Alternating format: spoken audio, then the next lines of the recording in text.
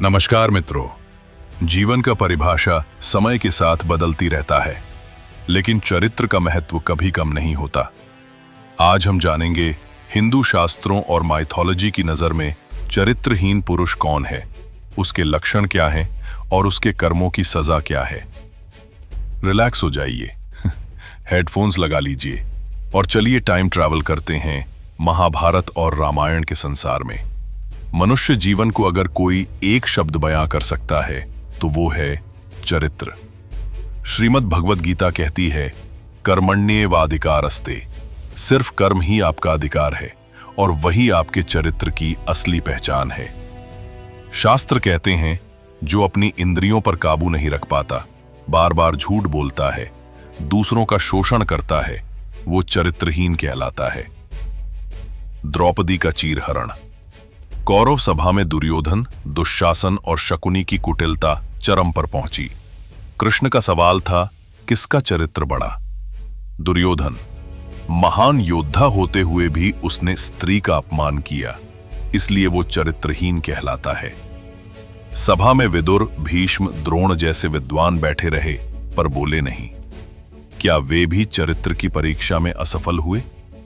शास्त्र कहता है, नृपस्य चित्तम कृपणस्य वित्तम, त्रिया चरित्रम पुरुषस्य भाग्यम। अर्थात राजा का मन, कंजूस का धन, स्त्री का चरित्र और पुरुष का भाग्य कोई नहीं जान सकता।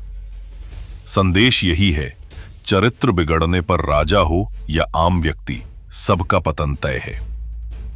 महाभारत में दुर्योधन, शकुनी, जयद्रथ का पतन उनके चरित्र की कमजोरी के कारण हुआ। पांडवों की सबसे बड़ी ताकत उनका सच्चरित्र था। कहानी सिर्फ महाभारत तक सीमित नहीं है, रामायण भी यही संदेश देती है। लंकापति रावण, अपार विद्वान, शिव भक्त, 10 सिरों वाला महान योद्धा, लेकिन उसकी सबसे बड़ी कमजोरी चरित्रहीनता। सीता हरण ने उसके समस्त ज्ञान, तप और शक्ति को व्यर्थ कर दिया। इतना बलशाली होते हुए भी उसके दुष्चरित्र ने उसे असुर बना दिया। वाल्मीकि रामायण में कहा गया है, रावण का पराभव उसकी शक्ति से नहीं, उसके चरित्रहीन आचरण से हुआ। वह युद्ध में श्री राम से हार गया क्योंकि श्री राम धर्म और सत्य के प्रतीक थे। रावण के लिए उसकी शक्ति उसकी कामना और अहंकार में तब्दील हो गई थी। सोचिए, अगर रावण ने सीता का अपहरण न किया होता तो क्या उसका विनाश होता?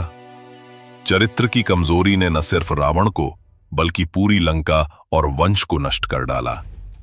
विद्या, बल और वैभव सब व्यर्थ हैं यदि चरित्र कलुषित हो। शास्त्रों में पुरुषों पर जोर इसलिए था क्योंकि उस समय सारी जिम्मेदारियां और फैसले पुरुष प्रधान समाज के हाथ में थे। अगर पुरुष नैतिकता छोड़ दें तो समाज ढह जाता है। शास्त्र कहता है, आचार से हीन पुरुष को वेद भी पवित्र नहीं कर सकते।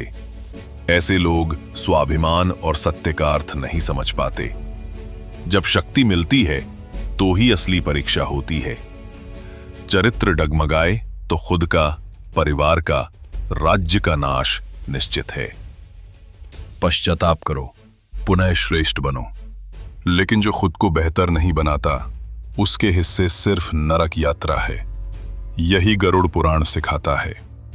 राजा हरिश्चंद्र सत्य और धर्म के प्रतीक था। श्री राम, पत्नी सीता के चरित्र पर सवाल उठा तो खुद को राजा से पहले समाज का जिम्मेदार माना। महावीर कर्ण, जीवन भर अपमान झेला मगर कभी स्त्री का तिरस्कार नहीं किया। भीष्म और द्रोण, दूसरों के भले के लिए जिए लेकिन सभा में मौन रहे। चरित्र पहले, बाकी सब कुछ बाद में। कलयुग की सबसे बड़ी परीक्षा है, अगर आपके पास शक्ति हो तो कैसा चरित्र दिखाओगे? क्या हमारे परिवार, ऑफिस, समाज में हम चरित्र की परीक्षा में पास हैं या फेल? चरित्र से बड़ा कोई धर्म नहीं, कर्म से बड़ा कोई भगवान नहीं। खुद को तलाशो, कहीं हम भी तो रावण, दुर्योधन या जयद्रथ की तरह अपने चरित्र की परीक्षा में असफल नहीं हो रहे। शक्तिशाली बनना जरूरी है, मगर चरित्रवान बनना उससे भी ज्यादा। जय श्री राम।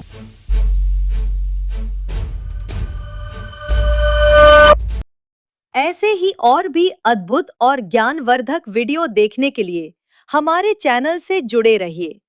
सब्सक्राइब करना न भूलें ताकि अगला वीडियो सबसे पहले आप तक पहुंचे।